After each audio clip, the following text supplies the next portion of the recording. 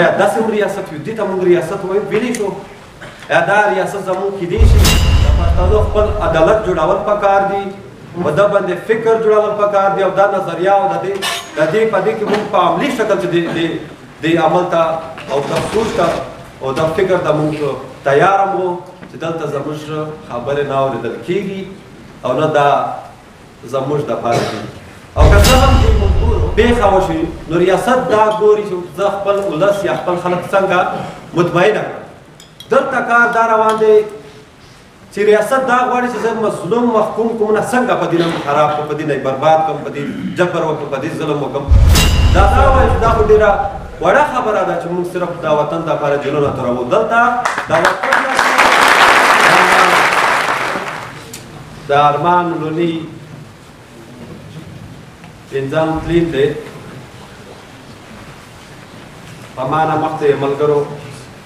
خبرې وکړې تفصیلا د ده سیاسي او د ژوند په اړه په تفصیل سره مجلسونه درته وکړه نو که څه هم موږ د ارمان سوچ فکر نظریې په حواله سره په ګنټو مجلسونه وکړو دا کافي نه ده هغه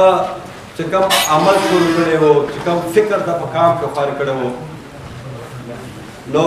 موږ که دا ووایو چې نن د پی ټي ایم 15 کاله یا 7 کاله پوره کېږي نو دا هغه د نظریې وجه ده چې کام ورځ په ورځ یو کېږي او روان د هغه نظریه هغه مخته وړي د ده نور هر څه هره خبره که موږ راغلو هغه د لوړ خبره ده خو یو دا چې د په هر ډګر کې په هر زوی به دی د خپلې خپلګۍ او خپل کور په شا ورسره روانه وه وړانګه لوني چې چېرته هم د پښتنو د کام خبره وه د وطن خبره وه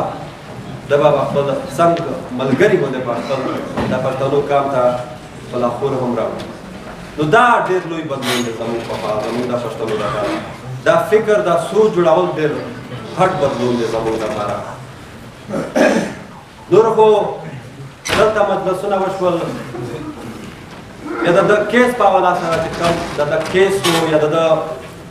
شهادت و او که موږ دا وایو که موږ دا نظر وي چې دلته عدالتونه شته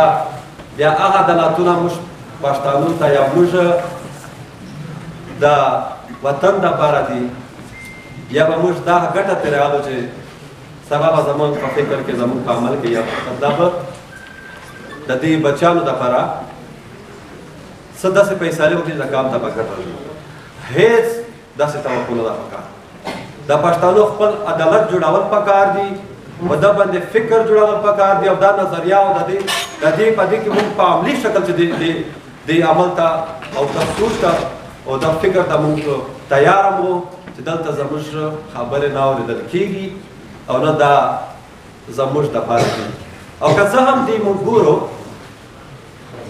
دلته په د 15 کاله کې یا زموږ د پښتنو تاریخ په حواله تاسو ته دلته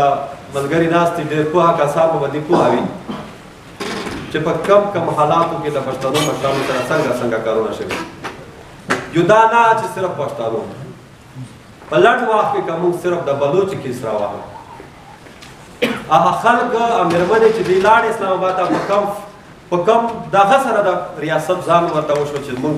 دشمنات دې ته وایي چې دوی ورسره وکړو په کم لکه داسې الفاظ نشته او زما د څو ورځې په دې باندې دغه نه کېږي چې یا داسې ریاست وي دې ته موږ ریاست وایو ویلی شو یا دا ریاست زموږ کیدی شي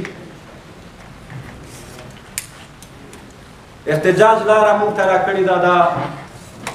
په احتجاجونو باندې موږ کار کوو او ټول دنیا کې موجوده سیاست په دې باندې کار هم روان دی او چېرته هم په دنیا کې په یو هېواد کې په یو ریاست کې چېرته ظلم وشي چېرته داسې پېښه وشي نو ریاست دا ګوري چې زه خپل ولس یا خپل خلک څنګه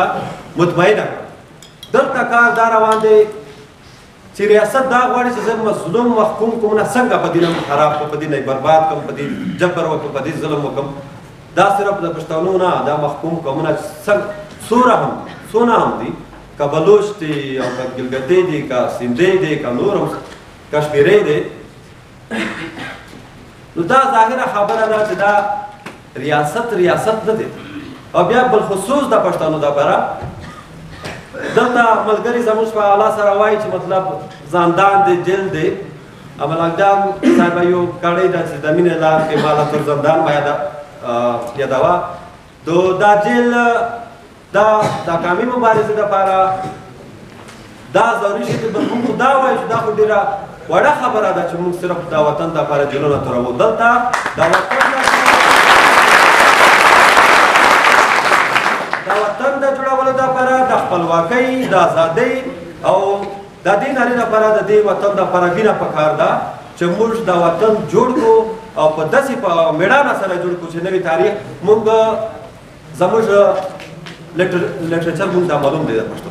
اوس نوی لټریچر پکار دی یو نوی لټریچر داسې پکار دی چې موږ د نوي نسل په بل رهنمایي وکړو که موږ دې ته ناست وو چې موږ ته به عدالت فیصله ته به وګورو دا مشر کیس روان دی یو ځل رالي په بل تریمپیو کې بیا روان په بل تریمپیو کې دا جهله په حواله سره زموږ یو ملګري خبره کوله چې هلته وي د ډي سي چې کوم دا تریمپیو ورکړي ده پکې لیکلي دي چې په جهلم کې مشر نه دلته مطلب د جلسې یا د بل څه موږ ته خطره ده نو د دې وجې موږ تریمپیو ولګولی نه زموږ هلته ملګري شته نه هلته زموږ څه کار شته خو بیا هم زور روان دی بدماشي روانه ده په بدماشي باندې ریاست نه چلېږي